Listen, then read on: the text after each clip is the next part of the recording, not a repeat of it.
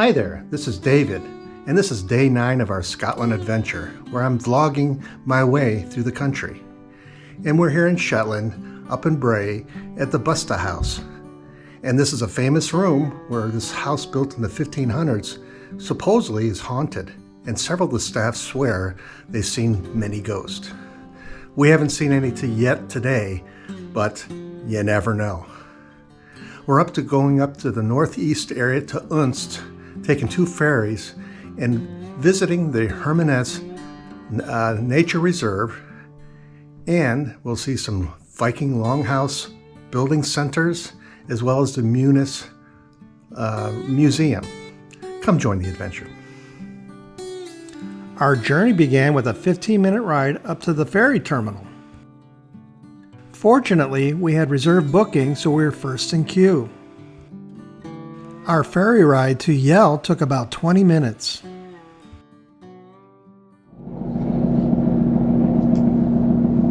So what do you think of the adventure? So far, so awesome.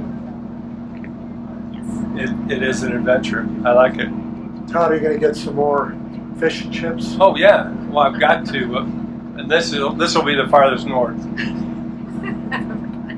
Even though Frankie said they're the farthest north. Yeah. But I still think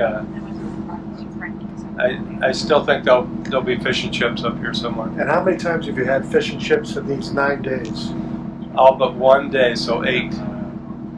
No fish and chips yesterday. Dang. Scallops. Well, we had a fish. I got scallops. Yeah, crustacean.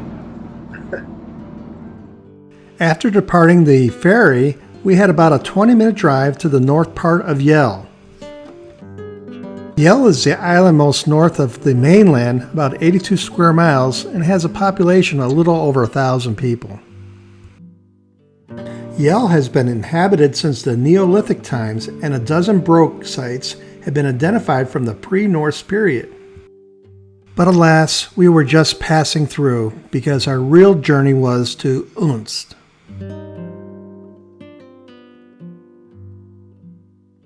We arrived at the terminal in Gutcher, and since we had pre-reservations, we assumed our queue, got on a much smaller ferry, and it only took 5 minutes to cross.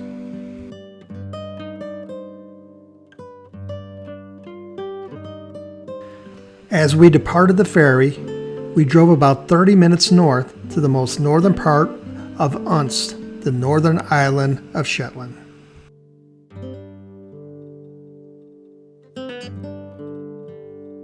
Hermaness is the northernmost headland of Unst, the most northerly inhabited island of Shetland.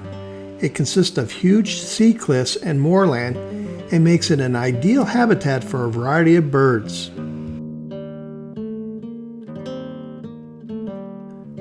During the summer, Shetland hills and coastlines come alive with dazzling displays of colorful plant life. These sea pinks are found on cliffs in spring and summer.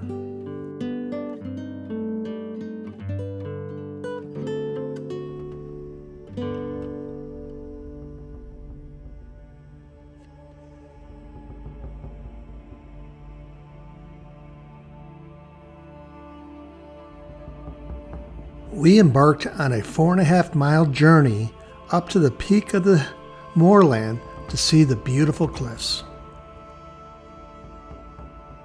We are on the Hermaness National Wildlife Nature Center, hiking the trail, the Sato Trail, to the coast.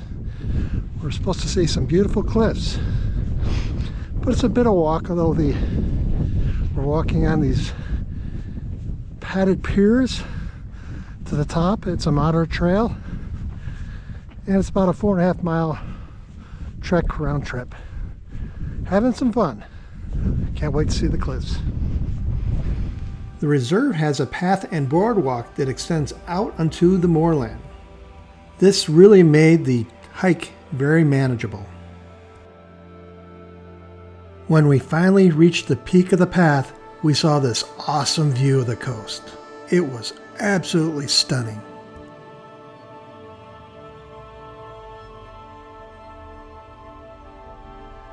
Notice the sheep on the top left part of the peak.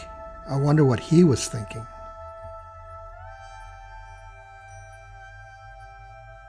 The legend is that Hermaness is said to have been once the home to a giant named Herman who fought with another giant named Saxa over a mermaid.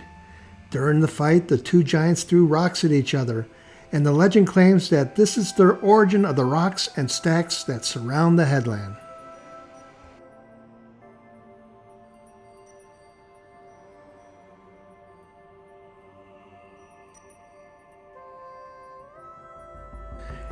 As we returned to the car park, we were all delighted with the spectacular view. Next on our journey was visiting this replica of a Viking ship. We also got to visit the longhouse. It was spectacular.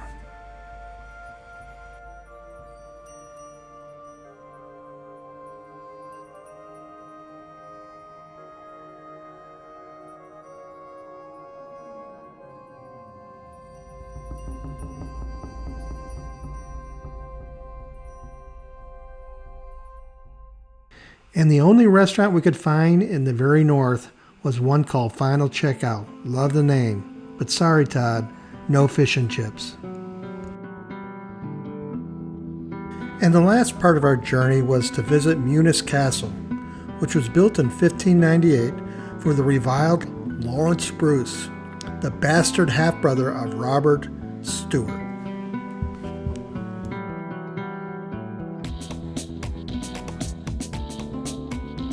Castle has been described as exquisite or like something out of a horror movie.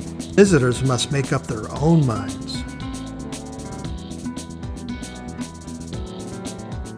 Bruce is said to have left his Perthshire estate after killing someone in a brawl. He was made Fowd of Shetland, deputy to Lord Robert Stewart in 1571, and soon showed his ugly family traits. Bruce died at the castle and is buried nearby.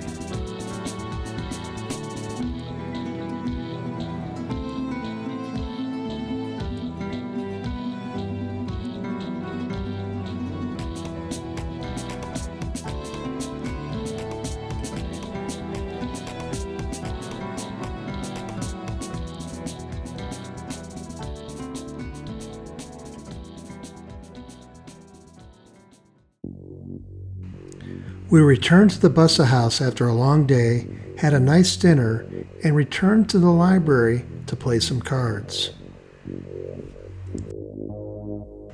We set up the card table and ordered tea and biscuits to settle in for the evening. Unbeknownst to us, the biscuits seemed to be missing as we played cards. Could this be at the hands of the ghost of Lord Gifford or of his wife? Or maybe one of his two daughters who never married. Or it could have been me stealing the cookies that Jenny didn't know. Thanks for joining. Remember to like and subscribe to the channel to follow our incredible Scottish journey. Please post your comments below. I would love to hear from you.